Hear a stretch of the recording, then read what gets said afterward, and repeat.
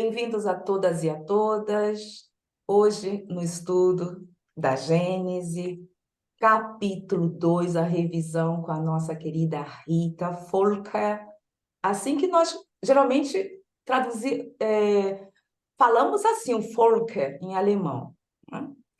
Então, faremos um resumo deste capítulo. Te agradecemos com muito carinho, gratidão, viu, Rita, por vocês terem aceito esse convite.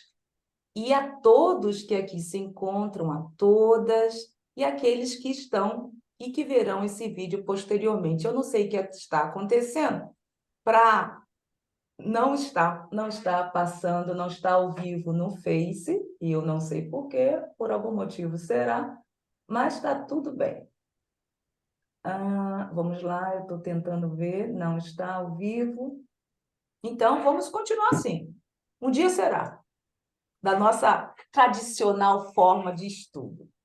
Ritinha, você gostaria de compartilhar? Posso compartilhar a tela se você quiser. Não sei como é que vai ser o teu estudo hoje. Você gosta de PDF? Como é que é? Como é que você gosta? Eu tenho algumas coisas para compartilhar. Eu acho Então que tá. talvez ajude a focar. É ótimo. Como eu sou visual, ajuda. Bom, então aqui eu estou dando já permissão para você compartilhar a tela.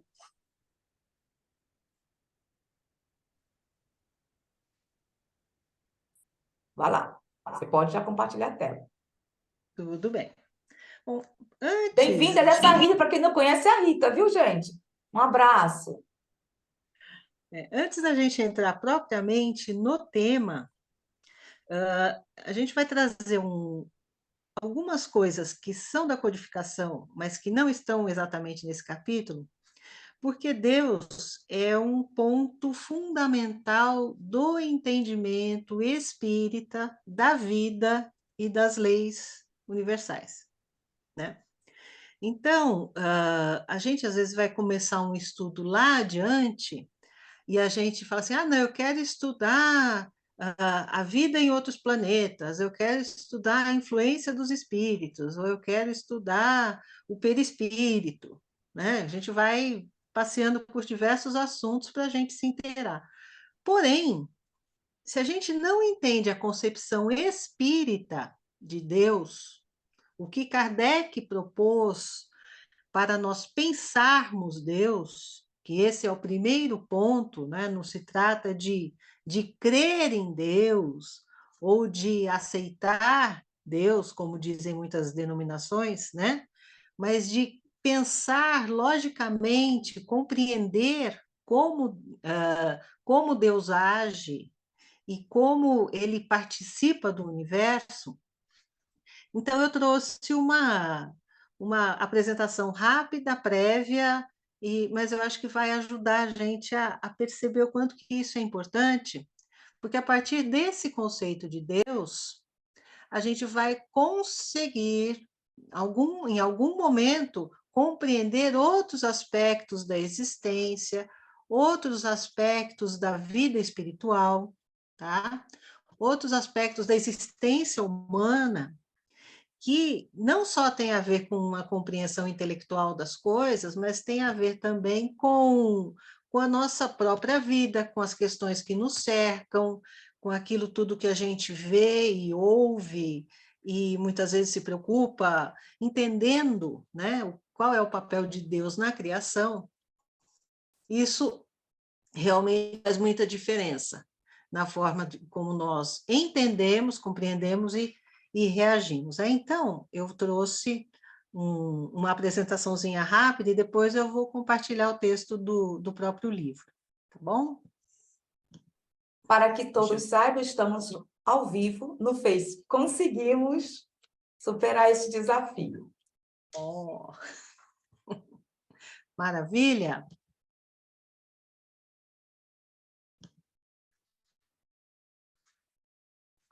Então, vejamos, né? Nós hoje estamos iniciando uma revisão do capítulo 2 da Gênese, que trata de Deus, né? E para a gente entender o ponto de onde Kardec está partindo, nós vamos precisar entender alguns conceitos que ele já tinha expressado antes em outras obras, mas para não estender muito, eu trouxe mais especificamente aqui esse tipo de entendimento, primeiro em forma de imagens, depois como um texto, tá? Então, veja só, quando nós vamos começar a pensar em Deus, nós vamos começar a pensar com um conceito que está presente nas nossas vidas o tempo todo, desde que nós nascemos, né? Então, por exemplo, quando você tem uma criança pequenininha e essa criança está tentando subir na cadeira para alcançar o armário, aí você fala assim, olha, se você tentar subir na cadeira sem se apoiar, você vai cair. E aí ela não obedece, aí o que acontece? Ela cai. O que isso significa? Significa que o adulto tem uma visão mais ampla do que está acontecendo do que a criança, que ela simplesmente viu ali no, sei lá, na estante um objeto de interesse, um brinquedo, algum objeto que ela achou interessante, colorido, aí ela resolveu que ela queria pegar aquele objeto, não tinha ninguém para ajudar, ela pega um banquinho, uma cadeira, arrasta do jeito que ela consegue e vai tentar subir na cadeira para pegar esse objeto, né? E aí o adulto que está percebendo, fala assim, nossa, essa cadeira está em cima de um tapete, isso aí vai escorregar, ou, nossa, essa criança está muito na beirada, ela vai cair, né? Então a gente fala, espera com calma para você fazer isso de uma forma que você não se machuque, tá bom? E aí, o que vai acontecer nesse momento? A gente vai entender que, da mesma forma que nós somos uma inteligência com um entendimento maior do que a criança, no caso, Deus também é uma inteligência muito maior do que a nossa. Então, da mesma forma como se a gente subir numa cadeira que não está muito bem firme, a gente vai cair, isso é compreensível? Deus, ele, dentro de tudo isso que existe no universo, que nós vemos, que nós percebemos, sentimos, observamos, aprendemos, né? Nós observamos que tudo isso envolve uma grande complexidade que só poderia ser fruto de uma inteligência imensa, enorme, que a gente entende como infinita, já que Deus é infinito em todas as suas capacidades, né? Então, com essa causa infinitamente inteligente, nós temos que o universo é o efeito e Deus é a causa. É por isso, então, que a gente observa, por exemplo, a natureza, os ciclos da natureza, os planetas, os processos da vida, a sequência dos processos da vida, né? E a gente não compreende como aquilo é tão perfeito, tão importante para a nossa própria sobrevivência, né? E nós falamos assim, poxa vida, alguém criou isso, então quem fez essa planta, essa árvore, esse animal, esse ser humano, há de ser alguém muito inteligente, né? E aí depois a gente passou a estudar, por exemplo, o espaço, os cometas, descobrir os planetas, as órbitas, as galáxias, e ali nós também vimos que existe uma ordem, existe uma forma própria de funcionamento que é ordenada, que é permanente, né? Embora algumas estrelas nascem e outras estrelas deixam de existir, mas, no geral, o universo é permanente, né? E que nós somos participantes não só da natureza que está aqui na Terra, como de todo esse cosmos que nos rodeia e do qual a gente, às vezes, tenta fazer uma ideia, mas não consegue, né? Porque é muito maior do que a gente pode conceber. E aí, então, se todo efeito tem uma causa e esses efeitos que a gente observa revelam uma suprema sabedoria, uma suprema inteligência, né? Uma providência, que é o próximo item ali do capítulo que a gente vai estudar, então, essa causa primeira de tudo, ela só pode ser Deus. Ou seja, nós não conseguimos imaginar que o universo exista sem que alguém tenha criado. E essa causa verdadeiramente precisa ser muito inteligente, né, com poder infinito, para não só criar, como manter durante os séculos, os milênios, os milhões de anos. Né? E essa noção, então, que nos dá é a noção de Deus. Como é que a gente pode pensar, por exemplo, que esse aqui é um desenho que eu fiz muitos anos atrás para um cartão de Natal, aqui de Jundiaí, uma instituição, né? E aí eu desenhei isso daqui. Como é que a gente poderia imaginar que alguém desenhou isso daqui? É claro que eu não sou Deus, mas como é que você poderia imaginar que alguém fez esse desenho se não tivesse um lápis, uma caneta e um desenhista por trás? Quem explicaria isso? Então, esse é um ponto muito forte da nossa compreensão de Deus, tá? Para continuar, como o fruto dessa compreensão é a fé, lá no Evangelho segundo o Espiritismo, no capítulo 19, item 7, Kardec fala coisas muito importantes sobre a fé, tá? Ele diz que a fé, ela é a inteligência perfeita, aliás, a fé necessita de uma base, que essa base é a inteligência perfeita daquilo em que se deve crer. Inteligência a gente traduz como entendimento, tá? E que para crer não basta ver, é preciso, sobretudo, compreender. Então, a fé raciocinada, como ela se apoia nos fatos e se apoia na lógica, ela é esclarecedora, ela não é uma fé que oculta, ela não é uma fé que dificulta, ela não oferece mistérios e coisas difíceis de se assimilar ou de se compreender, muito pelo contrário. Então, nesse caso, a criatura crê porque tem certeza e ninguém tem certeza senão porque compreendeu. Eis porque não se dobra. Fé inabalável só o é a que pode encarar de frente a razão em todas as épocas da humanidade. Tá? Então, isso é um trecho de o Evangelho segundo o Espiritismo. Então, se a gente for começar a pensar no que está escrito aqui, está dizendo assim, ele está dizendo, primeiro, que a fé precisa de uma base, né? Que a fé sem base nenhuma é uma fé fluida, é uma fé passageira, é uma fé que cresce e diminui e deixa de existir e volta a existir sem nenhum motivo aparente. Por isso é que a gente precisa de uma base. E essa base, ela é a inteligência daquilo que a gente deve crer. O que é inteligência? O que é esse entendimento, né? É um nível de compreensão, ou seja, eu não deixo as coisas passarem sem que eu tenha compreendido. Eu não vou fazer um estudo sem que eu alcance uma compreensão de fato. E aí eu vou estudando, lendo e indagando, perguntando, tirando dúvida, procurando ajuda até compreender, né? Agora, essa compreensão, por seu lado, ela está apoiada em duas bases. Ou seja, uma são os fatos, tudo aquilo que a gente vê, o eclipse, a gente vê a ordem das coisas, a gente vê o germinar das plantas, os ciclos da vida, tudo isso que a gente vê, mas também a necessidade de raciocinar com lógica. Tá? Porque quando eu digo que não existe efeito sem causa e o universo existe, então o universo tem uma causa. Isso é um silogismo básico. Né? E essa causa, então, dada a magnitude do efeito, ela só pode ser uma causa de magnitude muito superior à nossa compreensão ou de qualquer ser humano. E é isso que nós chamamos de Deus. Certo?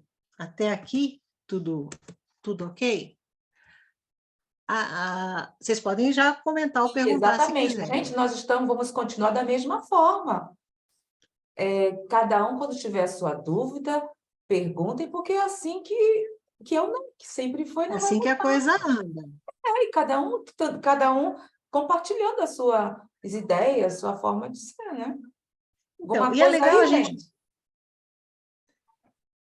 é legal a gente falar sobre isso, porque muitos de nós adentramos o espiritismo, chegamos à casa espírita e fomos recebidos com obras que não exatamente propunham esse tipo de raciocínio, esse tipo de entendimento, né? Propunha mais um tipo de adesão emocional, né? Especialmente se a gente vai para a casa espírita como um necessitado de cura, um necessitado de desobsessão, né? É muito comum que aquilo que nos apresentam, né, são livros de outro tipo, são dissertações, são crônicas, são romances, tá? E muitas vezes a gente se apega a um tipo de visão, né, que, embora esteja, essa lógica toda esteja implícita nessa visão, nessas mensagens e nesses textos, a gente não enxerga, a gente primeiro se encanta com as palavras, se encanta com a pessoa, se encanta com o palestrante. Eu acho que vocês devem saber que tem muito fã de palestrante por aí, né? E é uma coisa que a gente não deveria, embora a gente seja fã de muitos que são realmente ótimos, a gente nunca deve abandonar a análise, e a gente nunca deve deixar de pensar que pode ser que algum dia, embora eu admire, acho que é um estudioso, tudo, algum dia ele pode falar uma bobagem, ele pode dar uma derrapada, e a gente pode observar aquilo e falar assim, olha, meu amigo, lembra que você comentou aquilo lá? Então, parece que não é bem assim, parece que Kardec falou assim, assim, né? Então, esse ponto de vista é muito importante para a gente. Por quê? Nesse caso de Deus, porque ele é a base da nossa fé, e, portanto, do nosso entendimento, da nossa resignação, da nossa serenidade, da nossa benevolência, do sentido de caridade que nós trazemos dentro de nós, né? Que não é aquele sentido nem assistencialista, nem só os outros que precisam, ou deixando de lado a compreensão fundamental de tudo isso dentro dessa visão do universo que é inteligente. E é inteligente porque foi criado por uma grande, imensa, infinita inteligência. Mas podem comentar se quiserem, vou perguntar. Terezinha? Vai, Terezinha, eu captei, Terezinha. Captei teu Oi, pensamento. boa tarde a todos. Olá, Rita, tudo bem? Olá, tudo bem? Faz tempo que eu não te vejo, você não vai lembrar de mim, mas nós nos encontramos algumas vezes no Tatuapé, em alguns encontros. Olha, que É, legal. mas é uma alegria aqui estar com você, viu? Mas por enquanto eu não tenho nada para falar, Zélia, eu vou aguardar um pouquinho, tá? Alguma coisa, Marinete? Então tá certo. Obrigada. Vamos seguir então, Maritinha. Bom, então vamos lá. Eu vou chegar aqui até o capítulo 2. Aqui. E a qualquer momento vocês podem me interromper, por favor, tá? Não imagine que eu vou ficar aqui só falando sozinha, depois que eu vou dar a vez para vocês. Aqui é um Pois é. diálogo. Pois é, não, aqui realmente é um estudo. Nós sabemos, eles sabem disso, e elas, né? Então, bom, esse capítulo ele tem então 4 partes, né? Ele fala da existência de Deus, da natureza divina, a providência e a vista de Deus, ok? Então, quando a gente está pensando na existência de Deus, que é em princípio, ele é o cerne é a única razão possível de nós existirmos, do planeta existir, do sistema solar existir, das galáxias existirem, é a existência de Deus. E aí agora a gente tem uma compreensão lógica disso, veja só, não é uma adesão impulsiva, nem uma adesão emocional de um certo tipo, né? Ah, eu preciso acreditar em Deus, eu preciso acreditar em alguma coisa, né?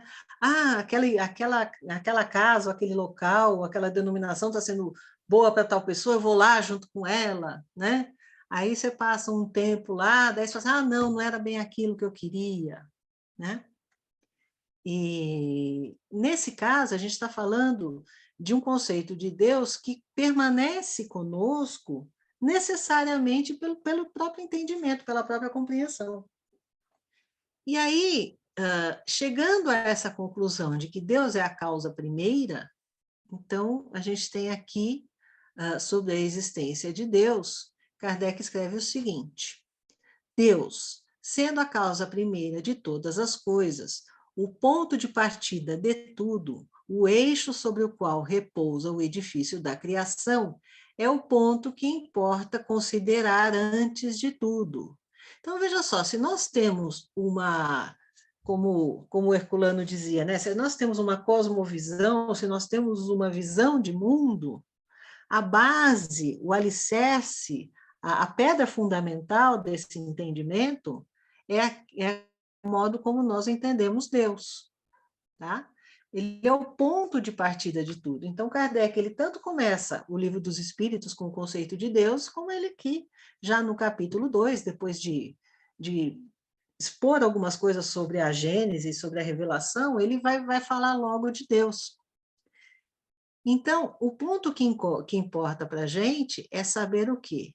Que ele é, de princípio, elementar e se julga uma causa, é de princípio elementar que se julga de uma causa pelos seus efeitos, até mesmo que não se veja a causa. Então, tá certo, se você saiu da sua casa estava toda bagunçada, e você chega em casa, sua casa está toda arrumada, qual é a sua conclusão óbvia? Que alguém passou por ali e arrumou sua casa, né? Ou a pessoa que faz isso para você semanalmente, ou a sua mãe, ou a sua filha, ou seu marido, ou sua esposa, alguém arrumou. Você nunca pensaria que aquilo aconteceu do nada, tá? E esse absurdo de pensar que as coisas acontecem do nada é a base da visão materialista da vida, tá? Então, não, tudo aconteceu porque os átomos se combinaram e a matéria foi se agregando e aconteceu um acaso, né? Como poderia ter acontecido qualquer outro. Aqui não é o caso. Tudo aquilo que nós temos hoje no universo se agregou, se transformou, se modificou, evoluiu a partir de um projeto inteligente, tá? E isso, então, dentro da filosofia espírita, esse é o nosso ponto de partida, ou seja, Deus sendo a causa primeira de todas as coisas, o ponto de partida de tudo, o eixo sobre o qual repousa o edifício da criação, é o ponto que importa considerar antes de tudo, e ele, de princípio, ele é elementar que se julga de uma causa de princípio elementar que se julga uma causa pelos seus efeitos, até mesmo que não se veja a causa. E aí, o que nós temos? Nós temos uma ajuda da ciência, ou seja, a ciência, existe na filosofia da ciência uma discordância sobre se a ciência evolui ou não. Mas, de qualquer maneira, se a gente, com a ciência, embora a ciência às vezes erre, às vezes ela acerte, né? Às vezes ela cria uma teoria que dura um mês, às vezes ela cria uma teoria que dura séculos, mas, de fato, ela está nos ajudando a compreender o universo que nós vivemos, tá? Porque nem tudo que a gente lê sobre ciência é um tijolo de uma construção. Pelo contrário, muitas vezes alguns tijolos são descartados, a gente vai demolir uma parede para começar a construir outra. A ciência faz isso, é da natureza dela. E a ciência, então, ela vai mais longe, ela calcula o poder da causa pelo poder do efeito e pode mesmo determinar a natureza dessa causa, tá? Então, se a ciência observa que as plantas crescem mais quando chove mais, mas não quando o terreno está inundado, então essa é de medida, ou seja, tem um limite de chuva que ajuda as plantas a crescerem, tem um excesso de chuva que acaba com a plantação, né? E a natureza está diante de nós com essa possibilidade. Então, tem esse exemplo que é interessante, que é o exemplo da astronomia, tá? Que hoje a gente sabe, né, que existem planetas em regiões determinadas do espaço pelo conhecimento das leis que regem o movimento dos astros, né?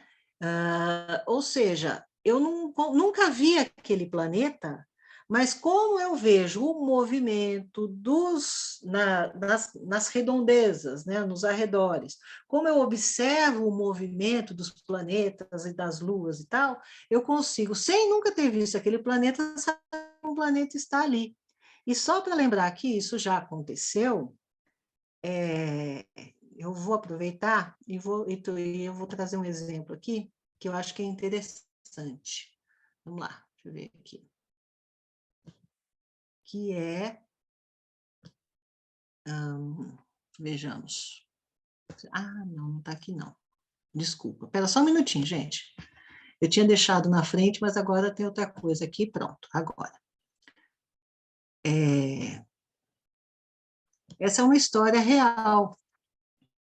Ah, só vou contar aqui, depois, se vocês quiserem, vocês podem ler em detalhes. A fantástica história da descoberta de Netuno completa 175 anos. E aconteceu exatamente isso, tá? Há exatos 175 anos, o planeta Netuno foi descoberto e sem que nunca ninguém tivesse visto, mas de que forma? Né? Observando que certas velocidades nos corpos celestes ao redor não eram as mesmas que deveriam ser se aquele lugar tivesse vazio. A gente não conseguia enxergar esse planeta aqui da Terra, né? E ele também não é visível a olho nu. O planeta Netuno é esse daqui, tá? E ele só poderia ter sido observado por um telescópio. Porém, ele foi descoberto por causa da matemática e por causa das observações de Urano, ou seja, tinha alguma discrepância na observação de Urano que fazia com que se pensasse que tinha um outro corpo ali. E foi por isso que William Herschel, em 1781, propôs que existia um planeta ali, embora a gente não visse, né? E depois de muito tempo, a gente, com uma capacidade maior, com telescópios melhores, a gente descobriu que ele existia sim, certo? Então, isso que o Kardec está falando aqui, ele está falando de um fato que é esse aqui, e isso também hoje ainda é totalmente possível dentro da astronomia em outras situações, tá certo? E aí vamos, então, retornar para cá. Se vocês quiserem ler, depois dá uma pesquisada que é bem interessante. Tá? E aí, numa ordem de fatos mais vulgares, você está mergulhado em um denso nevoeiro, a claridade difusa, e você julga que o sol está sobre o horizonte, ou seja, a minha visão, a minha perspectiva das coisas também depende do meu entendimento. Então, se eu sabia alguma coisa 3 reencarnações atrás, se eu tinha uma intuição das coisas 3 encarnações atrás, provavelmente hoje eu estou conseguindo um pouquinho mais, entender um pouquinho mais, né, o que está acontecendo ao meu redor. E aí tem um outro princípio também, que é esse daqui,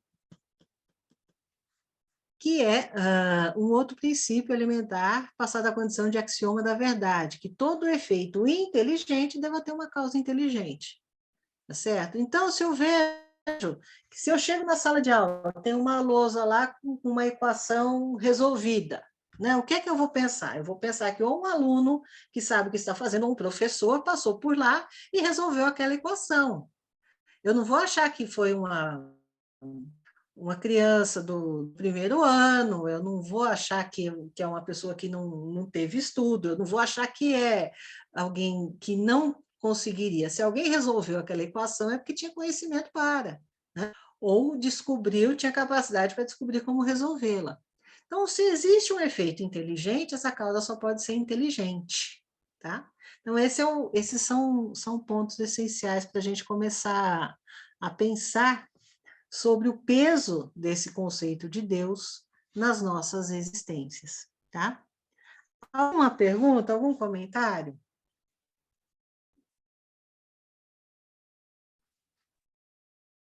É uma coisa pequena, mas eu sou como a Zélia, eu sou muito visual. Então, esse seu exemplo aí de Netuno, maravilhoso. Enriquece muito o estudo. Então, Verdade. e é bem interessante mesmo, quer dizer, eu não vi uma coisa, mas eu sei que está lá. Eu vou atrás dessa história, que eu gosto dessa. Então, Ah, depois eu coloco o link aqui embaixo, eu dou uma...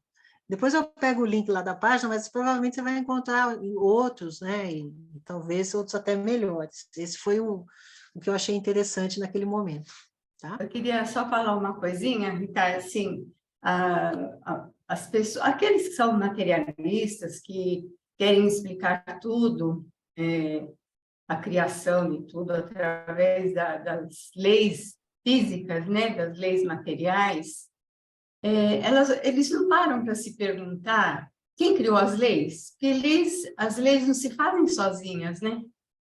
Alguém precisa criar leis, né?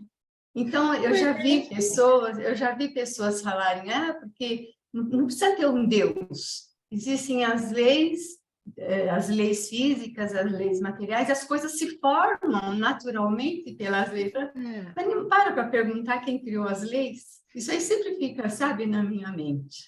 Então, e é que existe também o aspecto de que tipo de leis que a gente está entendendo, porque os cientistas, de uma certa forma, descobrem leis, né?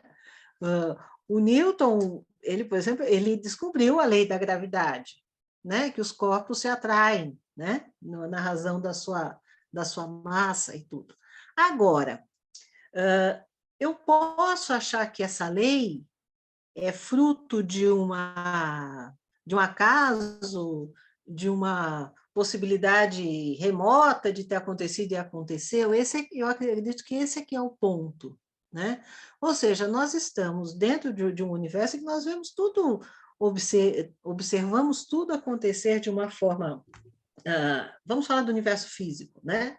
De uma forma coerente, muitas vezes de uma forma cíclica, né? Ou então, quando se altera um dos fatores que estão ali atuando no fenômeno, o fenômeno se altera, né? Depois ele volta a se daquele jeito. Isso a gente percebe com constância, né? Agora, pensar que isso é criação de uma inteligência seria possível se a gente fizesse, primeiro, um exercício de lógica. Muitas vezes, a questão, e na filosofia, às vezes, a gente encontra isso, na filosofia existe uma certa vaidade, um certo orgulho, né?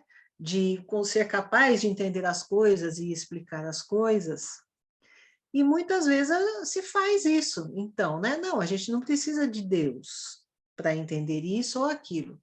Porém, embora você possa achar que as coisas da matéria, né, tenham se organizado por si só de uma certa maneira, que para a gente é inconcebível, eu imagino como é que a gente vai, então, entender as leis espirituais, tá certo? E, na verdade, são as leis espirituais que estão por trás do que a gente vê acontecer na matéria. A matéria é inerte, nós já aprendemos isso, embora não seja esse capítulo. A matéria é inerte, a matéria não é nada, né? Então, quem é que agrega a matéria? Quem é que dá forma à matéria? Quem é que dá função à matéria? É o elemento espiritual.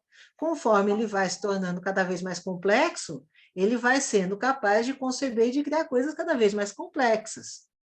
Então, isso faz mais sentido do que a gente imaginar que, não, olha, a gente tem uma caneta aqui, mas ela foi fruto do acaso. Ninguém inventou, ninguém pensou em como fazer essa caneta, e essa caneta está aqui, não é? É claro que eu sei que ela veio de uma fábrica, que ela veio de uma matéria que já existia. Eu preciso ter esse tipo de pensamento para entender o universo, tá? E depois, quando a gente vai pensar que, como nós, né, o exemplo que eu dei, né, se eu chegar lá numa ilha deserta e eu descobrir lá uma casinha, uma fogueira, uma plantação, não sei o que, eu vou saber que alguém mora lá. Eu jamais vou achar que não existe ninguém lá e que aquilo lá foi um acaso, que construiu tijolo sobre tijolo, fez um forno de pedra, fez uma plantação, tá? É isso que muitas vezes o que é óbvio para uns não é óbvio para outros assim, tá? Bom, se... Rita, certa vez um adolescente que o sonho dele é ser astrônomo, perguntou o que é Deus na concepção de vocês? Porque eu Sim. não entendo, não tem nada provado cientificamente que Deus existe. E o que você diria para esse adolescente? Bom, eu penso que eu começaria com exemplos básicos. Tem exemplos, inclusive, do próprio Kardec, né? Bom, você usa um celular, você usa um relógio, né? De onde que veio esse celular? Quem pensou nessa forma do celular? Quem pensou nos aplicativos que funcionam aqui? Quem pensou no que ele precisava possuir para ser funcional? Alguém teve que pensar, e é por isso que hoje em dia vem um celular numa caixinha de presente para você, né?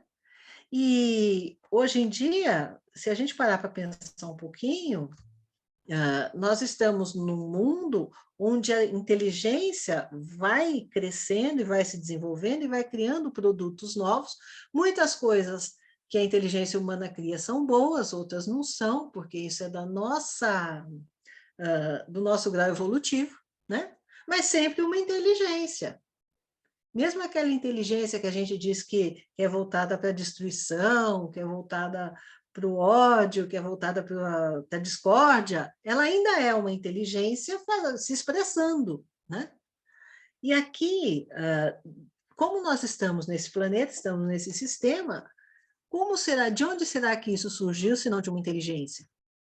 Eu começaria por aí. O Kardec ele usa o exemplo do relojoeiro, né? Ele fala assim, como é que você vai ter um relógio sem a presença do relojoeiro? Quem que é o relojoeiro? É aquele que construiu todas aquelas engrenagenzinhas. Estou falando daqueles relógios antigamente, né, do tempo de Kardec.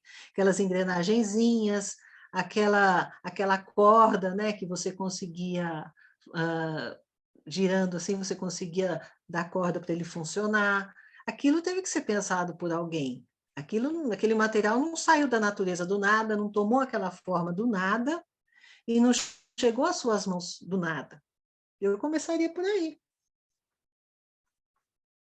Pode ser o tablet, pode ser o celular. O Kardec está falando do relógio, que eu creio que era alguma coisa bastante popular e muito útil para todo mundo naquela época.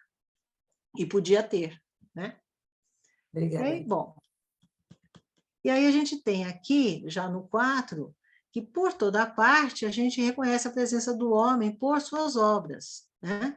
E aí tem os exemplos, tem o tijolo, e a gente chega a essa mesma conclusão. Agora, ele está dizendo que quem fez isso, né, teve uma obra de inteligência superior à dos selvagens. Hoje em dia a gente não entende dessa forma, a gente entende que existem desenvolvimentos distintos da inteligência, tanto que nós temos muito o que aprender com aqueles que até então eram chamados de selvagens, né? Inclusive sobre a relação com o universo, a relação com a natureza, a relação com Deus. Tá? Mas naquela época, dentro daquela visão de mundo, a gente entendia que os selvagens eram inferiores, né, a nós só por uma questão de civilização. E isso hoje em dia já não é mais visto dessa forma, muito pelo contrário, eles são bastante avançados em muitas outras coisas que a gente frequentemente ignora, tá? E aí, pois bem, então, item 5, lançando seus olhos em torno de si sobre as obras da natureza, observando a previdência, a sabedoria e a harmonia, olha só, a previdência, ou seja, eu faço algo já sabendo no que vai dar, já sabendo qual vai ser o efeito, tá? Imagine que isso está funcionando há milhões de anos, essa previdência de Deus, né? A sabedoria para criar coisas que sejam belas, que sejam importantes e que sejam necessárias, e a harmonia que existe entre os diversos aspectos da criação, né? Toda vez que o ser humano não se intromete, a natureza, mesmo que ela não passe por dificuldades, passe por uma seca, passe por uma enchente, ela se recupera, ela se renova, né? Aqueles animais que eventualmente não puderam estar ali durante algum tempo, voltam com o tempo. Então, tudo isso revela previdência, sabedoria e harmonia que presidem todas as coisas, tá? E todas elas estão diante de nós só para a gente observar, para a gente reconhecer, né? Já que o maior gênio da Terra, eu gosto muito dessa frase aqui, né? Já que o maior gênio da Terra, esse aqui, não teria criado o menor talo de erva. O pessoal até tenta, né? Mas acha que, né? Tenta, mas a gente não chegou a esse ponto ainda, tá certo? E então, esse é um ponto importante da primeira parte. E aí, esse ponto aqui também, que é mais uma reafirmação, ou seja, Deus não se mostra, mas afirma-se pelas suas obras. Isso já tem a ver com aquilo que vai ser tratado lá adiante, que é a visão de Deus, ou seja, é tão necessário assim que eu tenha uma visão de Deus, será que Deus tem alguma coisa, algum aspecto que seria visível para mim, no meu nível de evolução? Não, mas eu não preciso. Por quê? Porque Deus se afirma pelas suas obras. E aí ele diz, então, bom, vamos encerrar esse assunto dizendo que a existência de Deus é, pois, um fato adquirido não somente pela revelação, mas pela evidência material dos fatos. Os povos os mais selvagens não tiveram revelação e, entretanto, creem indistintamente na existência de um poder sobre-humano. É que os selvagens, por si próprios, não fogem às consequências lógicas. Eles veem as coisas que estão acima do poder humano e concluem que elas provêm de um ser superior à humanidade. Algum comentário?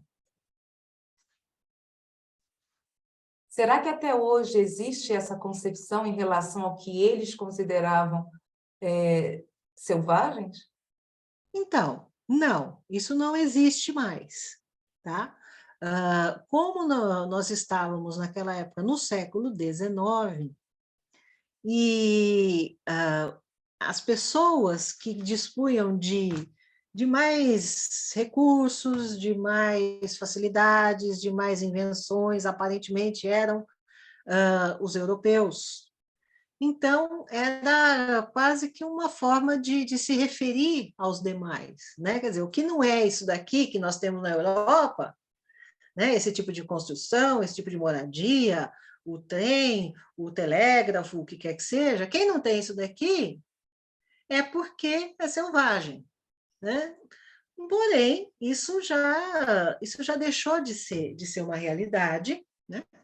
Pelo aprendizado que todos nós temos quando nós conversamos e interagimos com outras culturas, né? Até porque a Europa tinha um grande processo e um grande progresso, né? No campo material, né? Era muito mais fácil você estudar, fazer uma faculdade, inventar, escrever uma peça de teatro, ensinar uma peça de teatro, se você estivesse na Europa, do que se você estivesse na América do Sul, se você estivesse na África, naquela época. Tá? Porém, isso não significa que não havia aprendizados a se fazer com aquelas pessoas que, por exemplo, tinham formas fantásticas de sobreviver e de tecer e de descobrir alimentos e preparar alimentos, né? Parece que aquilo tudo não significa tanto, mas de fato significa muito, né? Habilidades de caça, habilidades de pesca, tudo isso foi um desenvolvimento necessário, tá? E aí a gente fica achando que aquilo é menor, mas a gente não, aí o europeu fica achando que aquilo é menor, né? Mas aquela é a situação de vida da pessoa e a inteligência individual e também a inteligência coletiva descobrindo como sobreviver e como viver e como prosperar, inclusive, dentro de um ambiente que não tem eletricidade, não tem telégrafo, mas a gente se comunica também, né? Não tem livros, mas a gente também transmite conhecimento. A gente conta histórias, a gente desenha, a gente ensina as crianças. É isso, na minha opinião. E aí tem esse trecho aqui, que, na verdade, o Kardec está dizendo da natureza divina, que a gente não tem como conhecer a natureza divina. A gente não tem como estudar Deus na sua essência, né? Vamos olhar Deus no microscópio? Não, não podemos. Né? Por mais potente que seja o microscópio, a gente vai enxergar muita coisa, mas não vai enxergar Deus ali. Né? Então, como você não pode sondar a natureza íntima de Deus, né? Você vai de novo pela lógica, lembra daquela, né, os fatos e a lógica, aquela base da nossa pilha de entendimento e de fé ali, de compreensão e de fé? Então, ele está dizendo que a gente não tem como sondar a natureza íntima de Deus, mas pela lógica, a gente consegue pensar uma série de características, né, que Deus tem para ser Deus. E que se ele não tiver alguma, ou tiver menos do que o infinito de alguma, ele não seria Deus. Porque alguém lhe seria superior e esse seria Deus. Tá? Então, Deus não, enfim, Deus não pode ser inferior a nada. Então, ele só pode ter capacidades infinitas, supremas. E como a gente, então, não pode, como diz aqui, né, a gente não pode penetrar na sua essência, a sua existência sendo dada como premissa. O que é premissa? Premissa é uma afirmação que leva a uma conclusão. Normalmente a gente usa uma premissa, mais uma premissa, dessas duas premissas a gente chega a uma conclusão. Tá? Então, sendo dada como premissa, ou seja, já é prévia, já é uma concepção prévia, né? A gente, pela razão, não pode chegar ao conhecimento de Deus, né? Mas a gente pode chegar ao conhecimento de seus atributos necessários, tá? Porque vendo o que não pode ser sem parar de ser Deus, conclui-se o que deva sê-lo. Tá?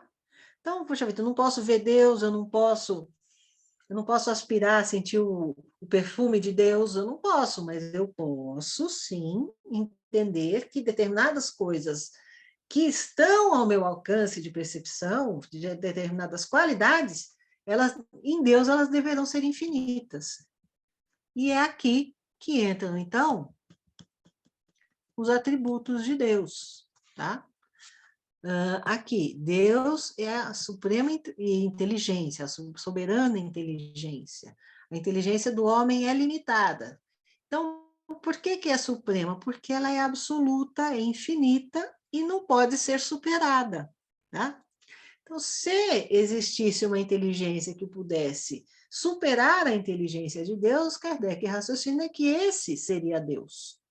Mas como a gente não imagina isso, e não faria sentido a gente imaginar isso, Deus tem uma inteligência e ele tem uma inteligência infinita, tá? Que não pode ser superada por nenhum outro ser, tá? Deus é eterno, mesmo raciocínio. Deus sempre existiu e sempre existirá. Né? Por quê?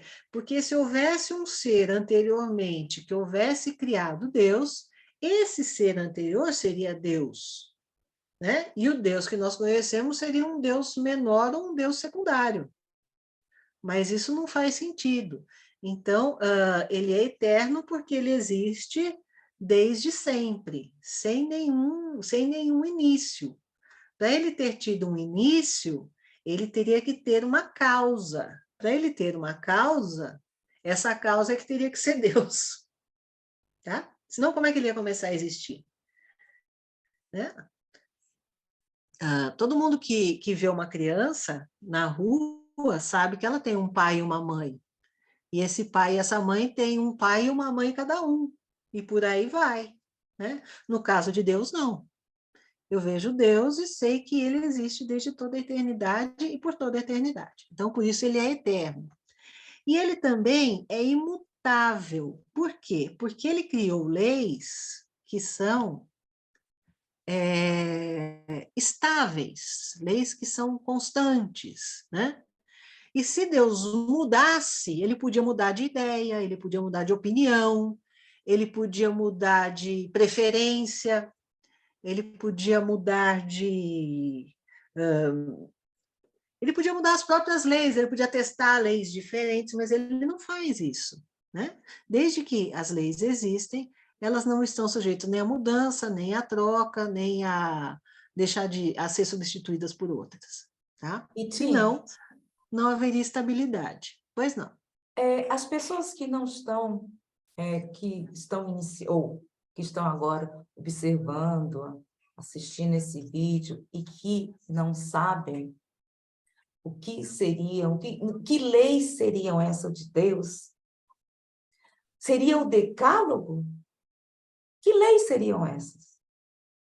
Então, as leis divinas ou naturais são as leis que a gente estuda no capítulo das leis naturais no Livro dos Espíritos, a forma como Kardec dividiu e compilou e explicou, achou uma maneira melhor de nos explicar, que são leis, por exemplo, lei de amor, justiça e caridade, que é a lei suprema, mas aí tem as leis que funcionam em favor do amor, justiça e caridade, que são a lei de sociedade, né, são as leis naturais que funcionam no universo. Não se trata de mandamentos, porque não é o tipo de lei que decreta que algo vai ser assim e você precisa entender para aplicar. Os mandamentos são assim, né? Amai ao próximo como a ti mesmo. Você precisa entender o que é amar, quem é o próximo e qual é a minha atitude que representa o meu amor a ele, né? As leis de Deus não, elas funcionam no universo desde sempre. São normalmente relações entre causas e efeitos, são relações entre as pessoas, são relações humanas que existirão sempre. Você gostaria que eu procurasse aqui o índice do Livro dos Espíritos para mostrar isso? O Rita, e por isso mesmo fica até mais fácil Sim. para nós todos o entendimento de que as leis de Deus estão na nossa consciência. Porque imaginemos que a gente fosse colocar todas essas leis aí criadas pelos homens Sim. na nossa consciência, explodia tudo, né? Então, até nesse aspecto. De fato. Mas mesmo assim, a espiritualidade vem através de Kardec e cria um quadro demonstrativo que é restritivo, inclusive, né? Porque estamos falando de natureza, estamos falando de tudo, né? Estamos falando praticamente Sim. do absoluto. Mas para facilitar a gente ter essa ideia de princípio de... É isso mesmo. Então, a Zélia ela tinha já compartilhado o link aqui do Olhar Digital, eu estava Estava lá, tá mantendo vendo? aqui, então eu vou tirar, que você já compartilhou, assim dá para todo mundo. Já coloquei também no Mas, lado do NEC. E só falar, é porque é interessante que muitas pessoas verão esse vídeo que agora está online, nós estamos em live no Facebook, e algumas fazem esses questionamentos. Afinal de contas, ninguém tem a obrigação de saber o que significa leis morais, do capítulo 1, do livro 3º do Livro dos Espíritos. Se você exato. tiver aí, ou não, podemos ver só por efeito de esclarecimento. Deixa Eu posso também eu estou abrindo aqui, mas ele está um pouquinho lento, só vamos tentar aqui. Vou lá buscar.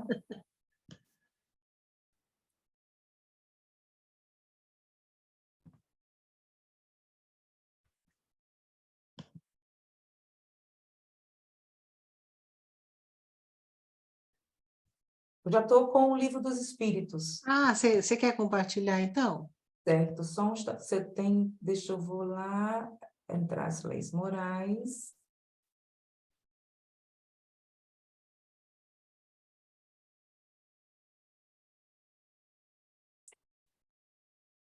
Vocês estão vendo ou não? Sim. Estão? Ah, tá, interessante, porque no Face não tá. Você tá visível? Está Para visível, mim está sim, Célia. visível. Interessante, aqui no Face não tá. Eu não sei como que se faz para ficar visível. Interessante isso. Mas tudo bem. Então, a lei natural, basicamente, ela faz esse papel de que nós a compreendamos, né? E que isso nos torne felizes, que isso nos torne melhores, né? E toda vez que a gente se afasta dessas leis, a gente não encontra felicidade, a gente não encontra equilíbrio. E em que consiste a lei natural, né?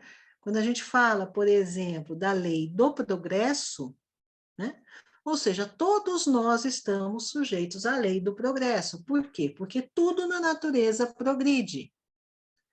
E enquanto nós não adquirimos a consciência, né, que é a nossa fase de seres humanos, né, que começam a ter consciência, noção de certo e de errado, de bem e de mal, né, até um certo ponto as leis naturais nos levam tranquilamente, né? Quando a gente adquire esse livre-arbítrio, essa capacidade de distinguir o bem do mal e de escolher, é que a gente também começa a perceber um outro aspecto da lei natural, ou seja, a lei natural, de algum modo, ela nos empurra, ela procura nos trazer oportunidades da gente crescer, da gente melhorar, da gente parar de fazer coisas que não são legais para passar a agir melhor, né? Conosco, com o próximo, dentro da própria sociedade. Então, a lei natural é essa, né? Ela é eterna e imutável como o próprio Deus, que é aquilo que a gente estava vendo agora há pouco na Gênese, né? Você quer que eu E o que passe? acontece? Oi?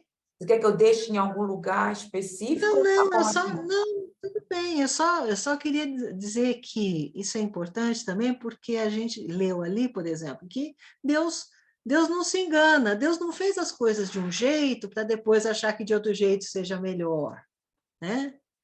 Quem faz isso é inventor, né? O inventor da lâmpada, que tentou criar a lâmpada centenas de vezes, e aí chegou a uma que deu certo. Deus não precisava de testes para saber o que ia funcionar. Ele já, sendo inteligência absoluta, ele já criou um universo com um funcionamento perfeito.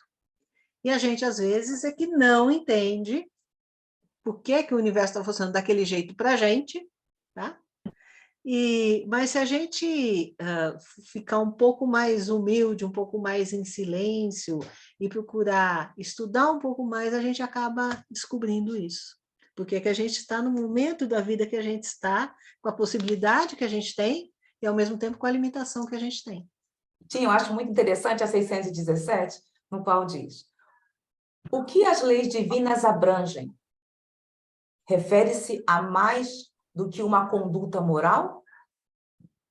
Todas as leis da natureza são leis divinas, pois Deus é o autor de todas as coisas. O sábio estuda as leis da matéria, os sábios estudam as leis da matéria, o homem de bem, as da alma, e as segue. Isso aqui, o homem de bem, as da alma, e as segue. Então, esse ponto, ele serve para iluminar um pouco aquela questão anterior sobre os povos que não tinham o mesmo desenvolvimento tecnológico que os europeus, tá? Ou seja, eles já entendiam muito mais de natureza, eles já entendiam muito mais de ciclos, de convivência, né? Muitos deles, e coisas que a gente ainda precisava aprender, porque a gente cresceu muito em matemática, em física, em química, e a gente foi ficando ótimo em tudo isso, mas não necessariamente na aplicação disso tudo, né? Por isso que a gente criou tanta tristeza, tanta destruição, né? E você perceba que a gente ainda está aprendendo a conviver em harmonia com a natureza, quando esses povos sempre tinham vivido em harmonia com a natureza e sabiam muito bem como fazer isso. E a gente devia aprender isso com eles. Né? A gente a gente pode dizer, né, não sei se eu estou certa, que a gente sabia essa convivência, a gente foi se afastando, não é, Rita? Porque com o progresso aí material, da inteligência e tudo, a nossa vida foi se afastando dessa sabedoria da natureza, né? Pois é. E tem a questão também, Terezinha, da influência do meio, né? Embora a gente saiba que cada ser reencarna no meio que é mais propício para desenvolver aquilo que ele deverá, né, desenvolver numa determinada encarnação, muitas vezes essa pessoa que renasce, os livros espíritas são cheios dessas histórias, né? A pessoa renasce no meio em que, em vez de se fortalecer naquilo que ela trouxe para se fortalecer, ela acaba se confundindo, ela acaba sendo submetida ou acaba submissa às leis do meio e se torna aquilo que ela não foi, que ela não era destinada a ser pela reencarnação, né? Verdade. Especialmente, aí entra a questão da educação, a educação da infância, dos adolescentes, a importância disso tudo aí.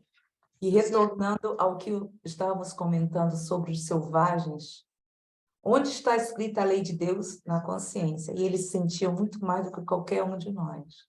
Que não existe isso. Essa selvageria, quantos nós somos? A própria ignorância. Nossa, nos leva ao quê? A sermos selvagens. Exato.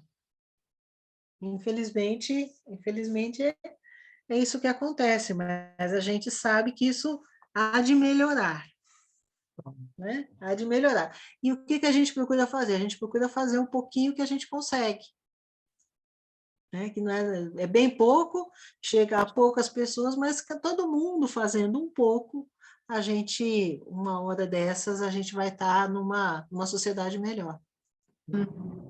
Cada um fazendo na sua área de ação, né? Nas suas Cada um na sua área de circunstâncias, ação, né? na Fazer sua o família, melhor, né? com seus filhos, com seus netos, né?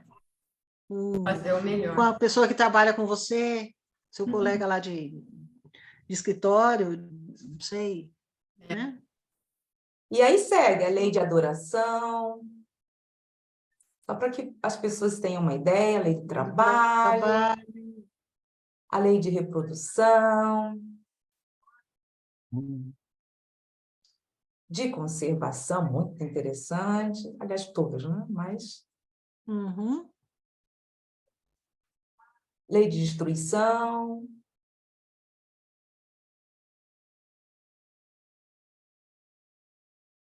de sociedade, como você se referiu.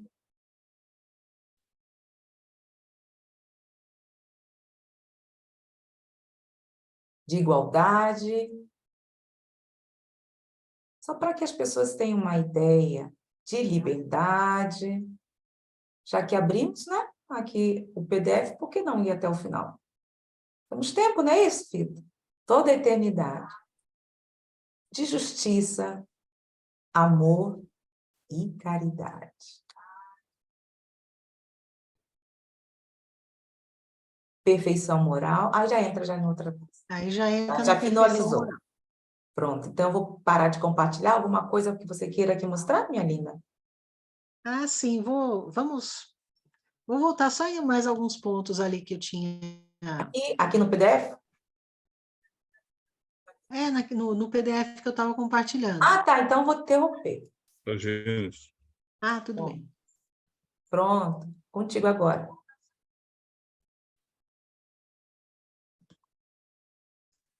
Vejamos. Aqui, aqui. Então, porque agora a gente vai voltar, lembrando das leis, a gente vai falar dos atributos de Deus. Ou seja, as leis de Deus não mudam. Por quê? Porque Deus é imutável, né? Ele já pensou, vamos supor assim, ele já pensou as coisas como elas seriam, né? Pelo infinito do tempo, pela eternidade. Então, ele não muda. E ele não resolve, por exemplo, que hoje hoje a água do mar é salgada e amanhã ela vai ser adocicada. É um exemplo bobo, mas não. Existe uma razão e um propósito dentro do equilíbrio da vida marinha, de tudo aquilo que nós precisamos na Terra. Então, a água é salgada. Então, se a gente levar para outros exemplos, a gente vai perceber também que os objetos caem para baixo, não caem para cima, né? As pessoas que não conseguem cumprir os seus objetivos numa encarnação, elas têm a possibilidade de uma outra encarnação, quer dizer, Deus nunca vai decretar que acabaram as reencarnações, que agora você só tem uma chance e chega, né? Não, isso sempre irá acontecer. Depois a gente vai ver lá que Deus é imaterial, quer dizer, se ele fosse material, como a matéria está sempre em mutação, ele também mudaria. Então, ele não pode ser material, ele tem que ser imaterial. E dizer que ele é imaterial não quer dizer que ele é espiritual, tá? Porque o elemento espiritual ainda é um elemento da criação. Então, às vezes, a gente lê por analogia, né? A gente lê, por exemplo, Caibar Schutel, a gente lê alguns autores que falam assim, Deus é espírito. Mas não é espírito no sentido do princípio inteligente. Deus é espírito enquanto inteligência, tá? Mas ele não compartilha do elemento espiritual, porque o elemento espiritual é parte da criação, tá? Então, Deus é uma inteligência suprema, ele está acima do quê? Está acima da matéria e acima do espírito. Ele é imaterial. Tá? Depois, aqui a gente vê também que Deus é todo-poderoso, ou seja, se tivesse alguém que fosse mais poderoso que Deus, esse seria Deus, porque ele poderia desfazer as coisas que Deus fez, poderia discutir com Deus, discordar de Deus, e isso não é possível. Então, ele é todo poderoso, ou seja, todo o poder está com ele. E Deus é soberanamente justo e bom. E aqui a gente volta àquelas questões que a gente estava vendo no princípio, em que nós vemos que a sabedoria providencial das leis divinas se revela nas menores coisas, bem como nas maiores. E essa sabedoria não permite que se duvide nem de sua justiça, nem da sua bondade. Tá? Então, é visível, é palpável. Né? Às vezes a gente briga com Deus porque a gente discorda de Deus, mas não é Deus que está errado. Né? A gente acha ruim, acha que a coisa não devia ser daquele jeito, mas não é Deus que está errado, é a gente que não compreende. Tá? E essas duas qualidades, então, a justiça e a bondade, implicam todas as outras. Se as supusermos limitadas, nem que seja em um só ponto, poder-se-á conceber um ente que os possuiria a um mais alto grau, né, e que lhe seria superior. Então, aqui a explicação final é que o infinito de uma qualidade exclui a possibilidade da existência de uma qualidade contrária que reduzisse ou anulasse. Ou seja, se ele é infinitamente bom, se ele tem a bondade infinita, quem que mais que vai ter bondade no fundo? Toda a bondade que existe é a bondade de Deus. Né? Isso também é uma consequência lógica. E ele é infinitamente perfeito, tá? Aqui. Ou seja, ele é infinito em suas perfeições, isso a gente ouve bastante, dá para entender por quê. E Deus é único, por quê? Porque com todas essas qualidades, para que nós precisaríamos de um outro Deus? Quem seria esse outro que estaria competindo com ele, ou discutindo com ele, ou concordando ou discordando? Isso não é necessário, porque ele já tem a justiça, já tem a bondade, já tem a perfeição, já tem todo o conhecimento. Então, ele é único dentro dessas condições todas, tá? E aí, veja só, Deus só pode ser Deus nas condições de não ser ultrapassado em nada por um outro ser. Porque, então, o ser que ultrapassasse em o que quer que seja, mesmo que fosse da espessura de um cabelo, seria o verdadeiro Deus. Por isso é preciso que seja infinito em todas as coisas. Ok? Algum comentário? Antônio? Opa, mexeu comigo. Cutuquei, cutuquei. O que a gente percebe, Rita, e você está nos ajudando bastante sobre isso, principalmente a gente que está onda e de restabelecimento do nosso frágil entendimento dessa doutrina que abarca o universo, é que esse olhar para um estudo a partir de princípios vai fazer com que a gente tenha mais noção da ramificação desses princípios e entendendo as coisas sob o ponto de vista da nossa vida diária, do nosso sentimento, o que nós devemos fazer, por exemplo. Questão da imutabilidade de Deus, as leis naturais. Mas aí a gente tende a ser levado pelo o mundo que nos cerca, somente o mundo materialismo, de tanto progresso tecnológico, tanto isso, tanto aquilo, e a gente começa a criar figurinha, né? Porque a verdade é que a verdade é simples, em sua origem primeira. E daí porque ela está na nossa consciência. Agora, chegar até o cume dela é um trabalho nosso de entendimento. As leis naturais estão na nossa consciência porque a simplicidade delas, a partir do entendimento do selvagem, que nós acabamos de enfatizar aqui, a Zélia muito bem enfatizou, existe num determinado nível. Mas o homem, com seu orgulho e com seu espírito de sistema, começa a criar dificuldade, começa a destrinchar muito, começa a interpretar demais. Começa a se afastar da natureza, né, Antônio? Da natureza. E não cabe, porque essas leis elas não foram criadas para serem aprimoradas, para receber uma nova visão interpretativa da academia, ou sei lá de quem é, ou dos palestrantes, ou do, sei lá. Mas cabe a gente o papel de começar a ter esse olhar em nossos estudos dessa obra, que não é de Kardec, é da espiritualidade superior, que tem toda essa macrovisão da nossa necessidade, e quando eu digo nossa, estou falando nossa aqui dos planetinhas Terra, não estou falando do universo, das humanidades interplanetárias e por aí afora.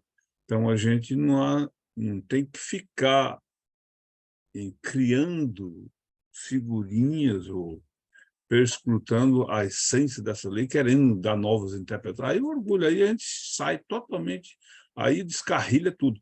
Mas existe aquela questão do livre-arbítrio, das faculdades que nós estamos já dotados ao sermos criados simples e ignorantes, e que vamos ter que fazer com as nossas próprias pernas o caminho do conhecimento aliado à moral, que aí entra direto nas leis naturais, e ver começar a ver fazer esse estudo numa visão de princípio, né? Para o entendimento da coisa, porque a gente fica inventando coisa, a gente quer saber quem descobriu isso, quem descobriu aquilo, por que Deus fez isso, por que Deus não fez aquilo, e aí a gente já se perde de vez, né? É muito simples de entender isso, tendo-se um pouquinho de humildade, mas isso só na necessidade que ter a boa vontade de percorrer esse caminho. Quantas vezes nós vamos ter que estudar essa Gênesis, Zélia? Quantas vezes vamos ter que voltar para estudar a doutrina? E por aí vai. Mas Vamos lá, essa dar visão... oportunidade a outras pessoas para também se... vai lá. Então, esse parágrafo aqui é pequeno, mas eu acho que para fechar, né, essa ideia dos atributos de Deus, eu acho tão assim, esclarecedor esse pensamento de Kardec, né? Ele fala assim, esse é também, se referindo aos atributos de Deus, né? Esse é também o critério infalível de todas as doutrinas filosóficas e religiosas. O homem tem para avaliá-las, né, avaliar essas doutrinas todas, uma medida rigorosamente exata nos atributos de Deus. E pode afirmar a si mesmo com certeza que toda teoria, todo princípio, todo dogma, toda crença, toda prática que estiver em contradição com um só dos seus atributos, que busque não somente anulá-lo, mas simplesmente enfraquecê-los, não pode estar com a verdade. Então, é uma medida, né? Os atributos de Deus, bem compreendidos, bem estudados, servem para nós como uma medida para a gente avaliar, né? Tudo que a gente ouve, tudo que a gente aprende, tudo que a gente lê, não é verdade? Exato. Realmente é como se fosse a pedra de toque, né? É aquilo que a gente usa para estabelecer se algo é falso ou verdadeiro.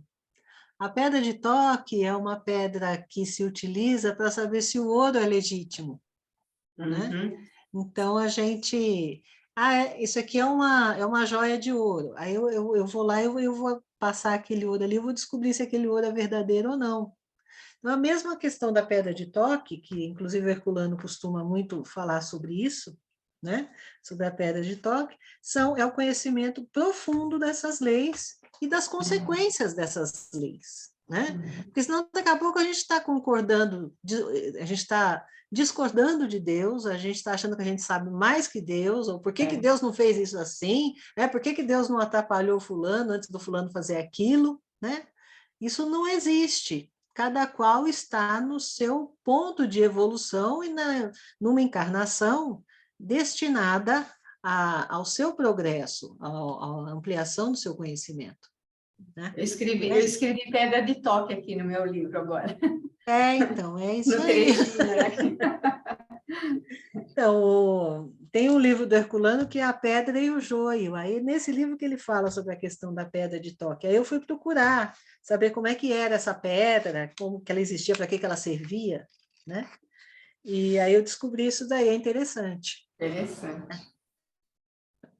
Aí depois vem a providência. Por quê? Porque essa questão da providência, existe uma visão religiosa, não espírita, de que a providência é algo que Deus está tendo que colocar em ação a todo momento, né?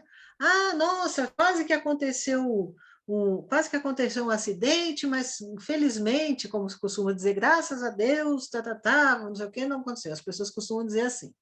Então, para quem tem um outro tipo de compreensão de Deus, que é uma compreensão mais religiosa, mais confessional, costuma achar que a providência é assim, é que em algum momento Deus atua para impedir que algo aconteça, ou para favorecer que algo aconteça, aí você chama isso de providência. E nesse item 22 aqui que eu grifei, o que Kardec está dizendo aqui? Ele está dizendo que a gente faz isso por incapacidade de compreender a essência da própria divindade, né? Só pode dela fazer uma ideia aproximativa, por meio de comparações, necessariamente muito imperfeitas, mas podem, pelo menos, mostrar a possibilidade do que, à primeira vista, lhe pareça impossível. Ou seja, a gente não está aqui pensando que Deus está tomando conta da vida de todo mundo, que Deus tem bilhões de olhos e está fazendo aquilo, mas como ele tem, né? A gente vê aqui logo na linha de baixo. Como nós temos esse fluido cósmico universal que nos penetra todos os corpos, todos os lugares, todas as instâncias do universo, né? Então, cada molécula desse fluido pertence a Deus, e ele, nisso, consegue não só perceber, né, como, de alguma forma, não jamais vai interferir, mas continuar trabalhando com as suas leis, trabalhando com a sua sabedoria, para que as coisas aconteçam. Quantas vezes existem, até mesmo a gente que entende isso, quantas vezes uma coisa acontece e a gente meio que discorda de Deus, né? A gente fala, mas por que foi assim e não foi assado? Mas por que aconteceu aquilo e outra coisa não aconteceu? De fato, tudo está acontecendo dentro dessa percepção divina, da necessidade, da lei de evolução, da lei de justiça, da lei da reencarnação, tá? Da nossa possibilidade das múltiplas existências, né? E que cada qual está no melhor lugar possível para desenvolver aquilo que foi programado para ele desenvolver naquela encarnação. Então, a gente olha a situação de uma pessoa isoladamente, do contexto e desse entendimento de Deus, a gente fala assim, mas aquilo não é justo, né? Mas quem de nós realmente tem uma vaga noção do que é realmente justo, incluindo para a gente mesmo, né? A gente tem uma noção de justiça que é assim, eu vou dividir um bolo, vieram meus 4 netos aqui em casa, eu vou cortar um pedacinho igual para cada um, né? Aí o que vai acabar acontecendo? Até nesse caso, aí a menorzinha não aguenta comer tudo, aí ela vai dar para o irmãozinho que está com mais fome. Né? É como a gente funciona, a gente acha que justiça é assim, mas a justiça funciona de uma forma muito mais sutil e muito mais individualizada. Ou seja, ela não está considerando que a injustiça é culpa de alguém, muito pelo contrário, ela está considerando que a injustiça não existe, porque cada qual está na sua trilha de livre-arbítrio, escolha e consequência e progresso. E é assim que funciona, tá? Rita, só um Agora, instantinho, para quem não entende, para quem nunca ouviu falar sobre o fluido cósmico universal, o que você explicaria? o fluido cósmico universal, quando a gente fala que Deus, o que Deus criou no universo? Deus criou 2 elementos, ele criou o elemento material e o elemento espiritual. O elemento espiritual é o elemento inteligente, o elemento material é a base da criação de tudo aquilo que a gente considera matéria, mesmo que ainda seja invisível, mesmo que ainda esteja fora dos nossos microscópios, telescópios, da nossa investigação científica, né, por ser sutil demais, isso ainda é um elemento material. Então, o fluido cósmico universal é digamos, é o elemento mais básico, né, mais fundamental de tudo aquilo que existe. Né? Embora a matéria tenha muitas conformações, a gente tem a matéria que a gente chama de orgânica, a gente tem a matéria que a gente chama de inorgânica, né? Tudo isso responde às leis universais e pertence a essa categoria de objetos feitos de fluido cósmico universal.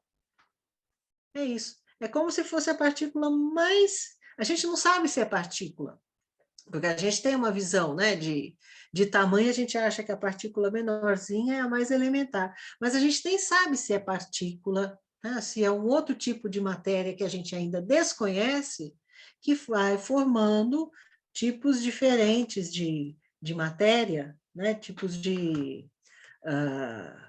com formas diferentes, com finalidades diferentes, matéria inorgânica e matéria orgânica. Mas como é que Essa fica que nós matéria estamos toda... imergidos no fluido cósmico universal? Então, nós estamos vivendo dentro de entendo dessa forma, nós estamos vivendo dentro de um universo que está todo ligado através das leis universais, né?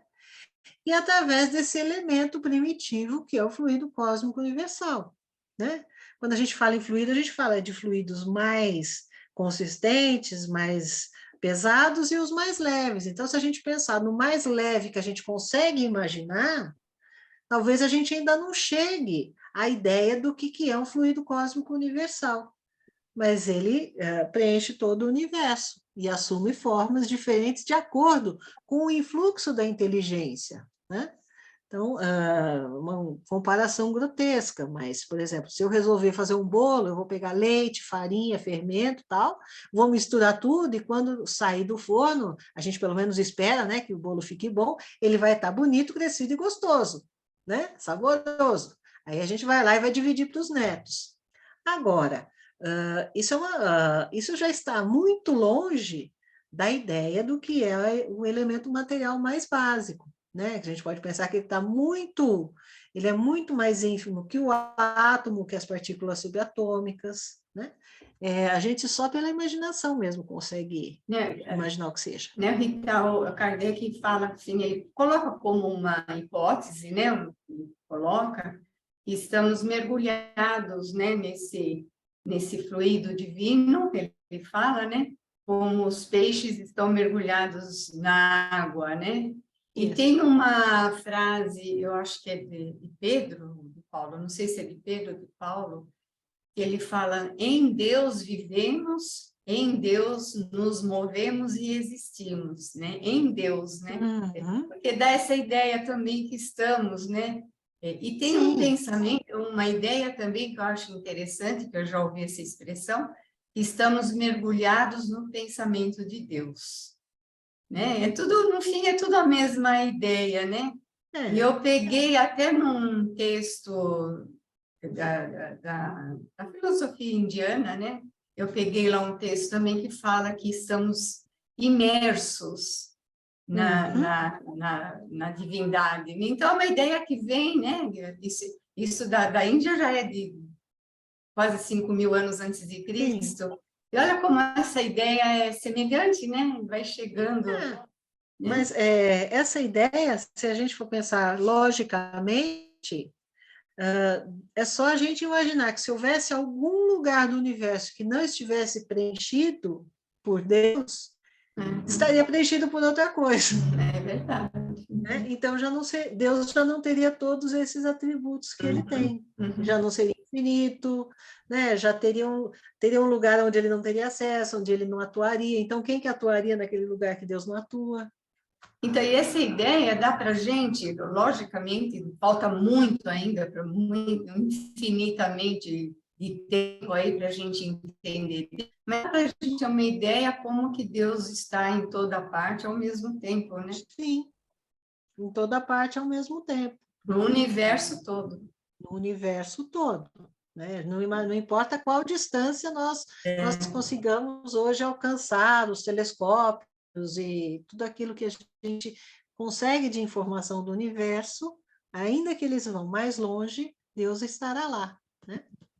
Ritinha, mas para poder E é isso que... finalizar, eu acho melhor ficarmos por aqui, porque é muito interessante o capítulo 22. Por que Kardec disse fluido cósmico e universal? E não é a mesma coisa? Isso é uma boa pergunta. Fluido cósmico universal. Essa é uma boa pergunta, é uma coisa para a gente pesquisar. Interessante. Certo. Uma pergunta, Zélia. Mas tem, senão. Vamos procurar, que tem na revista Espírita. Vamos parar por aqui, porque já está na hora, parar no Face. Eu agradeço muito. Vamos continuar, então, Ritinha, no item 22. É muito interessante ouvir item 22. Aliás, todo o livro. Né?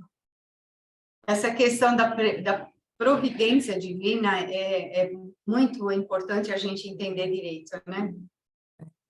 Sim. Então, alguma coisa a mais? Marinete, que falou tanto, quer fazer alguma pergunta? Quero dar muito obrigada, eu só quero agradecer pela sua oportunidade, né? Agradeço mesmo de coração. E está tudo muito bem explicadinho. Muito explicado. Muito obrigada. Obrigada, Rita. Pardon? Eu que agradeço. Obrigada, Rita. Eu que Obrigada a agradeço. todas e a todos.